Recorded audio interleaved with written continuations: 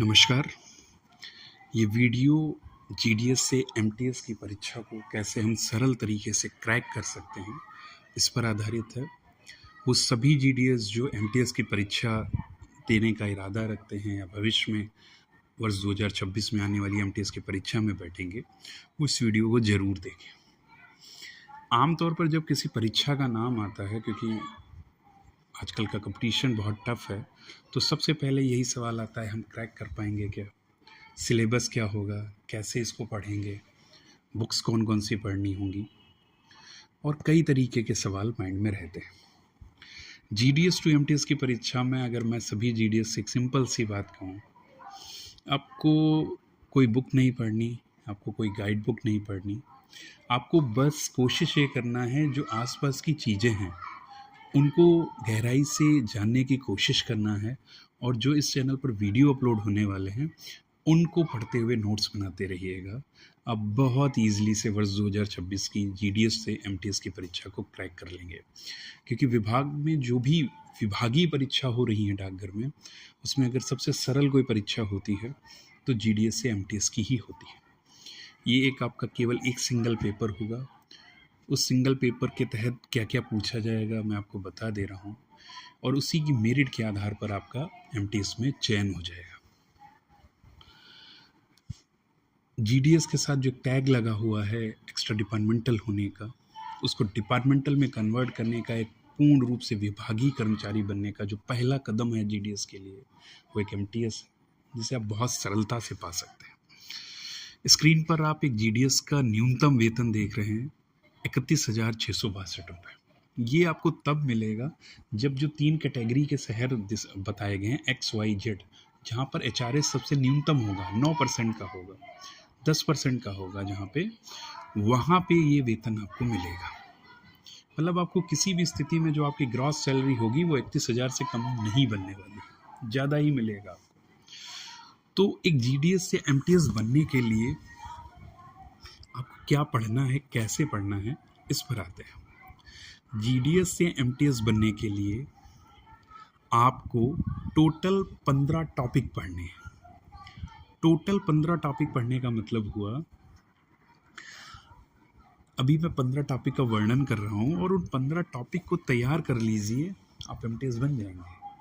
सोचिए, परीक्षाओं में हमें बुक्स कितनी सारी पढ़नी होती थी, और उसके बाद भी गारंटी नहीं रहता था कि क्रैक ही हो जाएगा।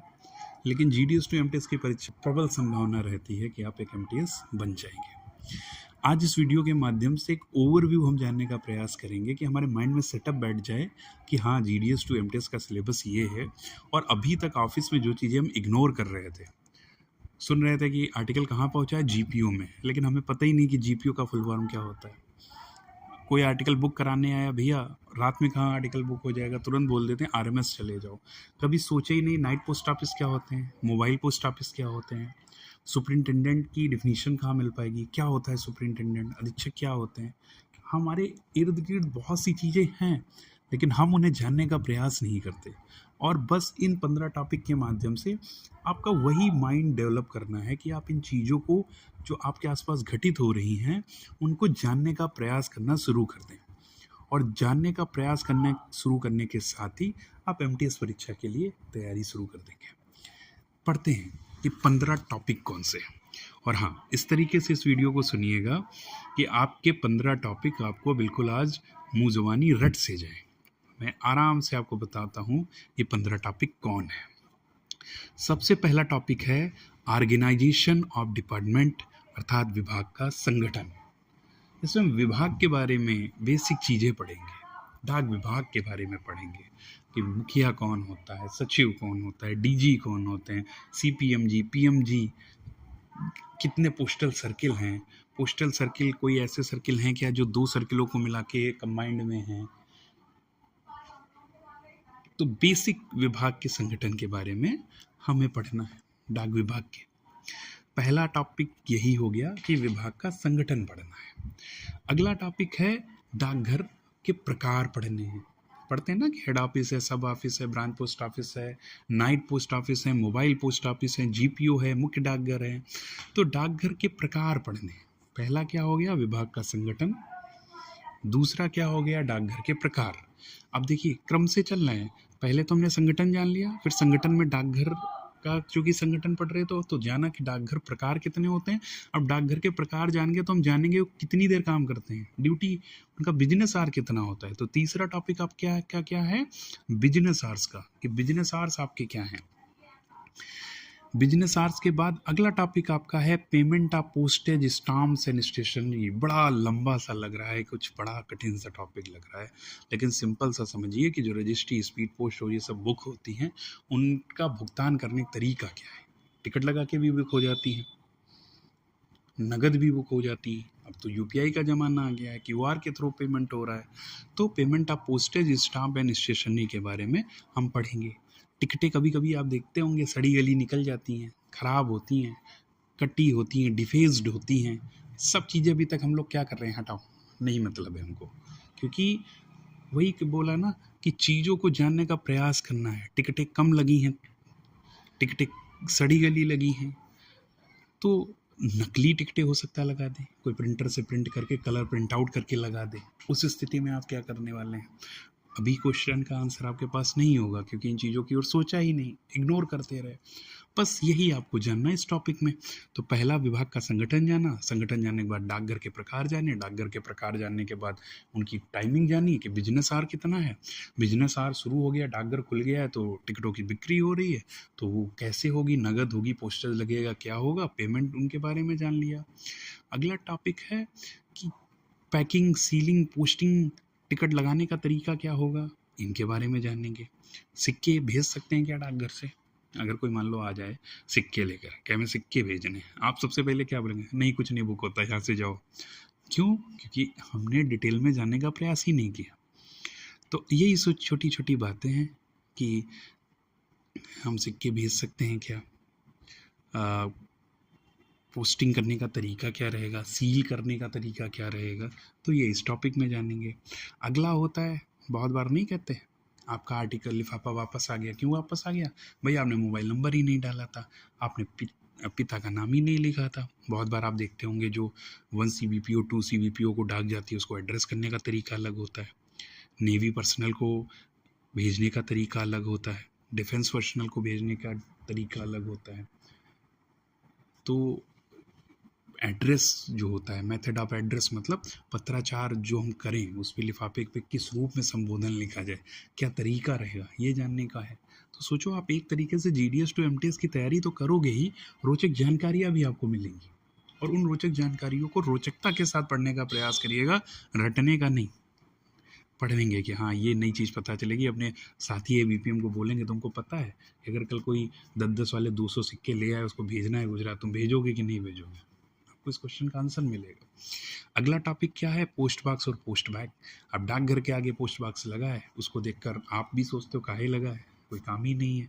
क्यों नहीं आपको पता, क्योंकि आपने पोस्ट ऑफिस गाइड पार्ट 1 का पोस्ट बॉक्स और पोस्ट बैग के बारे में जानने का प्रयास ही नहीं किया।